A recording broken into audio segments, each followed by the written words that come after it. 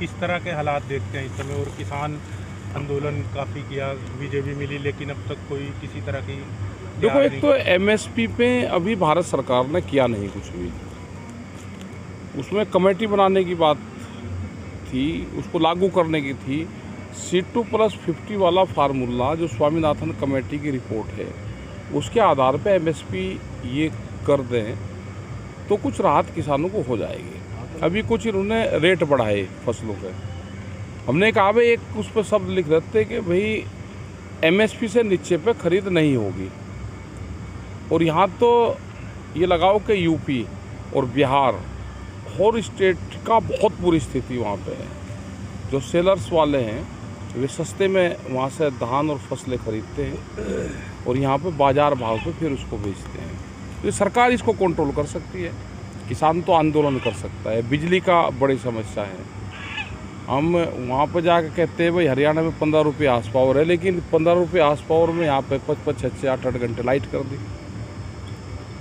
ये बड़ी समस्या सब जगह, और मेनली फसलों का दाम का सवाल है।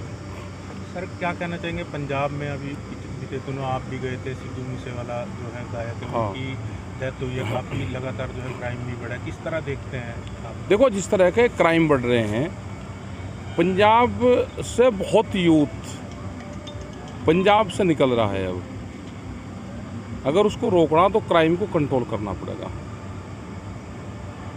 आपस के जो गैंगवार टाइप वहाँ पे है पंजाब में, ये अभी आया, इसकी जांच हो जाए कि भाई पहले से कहाँ थे और ये जो अभी आए तो इनका क्या मकसद रहा है। पहुँच गए। तो ये जो सारी चीज़ें हैं इन पे ध्यान करना चाहिए। हरियाणा में क्या देखते हैं कि बीजेपी सरकार की अच्छी परफॉर्मेंस अब आ रही है। कल भी 2 यहाँ पर राज्यसभा सांसद बना दिए गए हैं। राज्यसभा सांसद बीजेपी के उससे थोड़ा बने हो, तो जो विधायकों से बनता है बन गया होगी। तो भाई सब ऐसी हैं भाई, सरकार तो सबको पता है कि कैसे बनते हैं और कैसे चुनाव हो रहे हैं। आने वाले टाइम पे क्या होगा इसमें तो जो विपक्ष वाले हैं, जो खास करके पॉलिटिकल पार्टियां हैं, उनको ध्यान अपना केंद्रित करना चाहिए कि आज की राजनीति कहाँ जा रही है। वे इलेक्शन लड़ते हैं, हम तो नॉन पॉलिटिकल लोग हैं।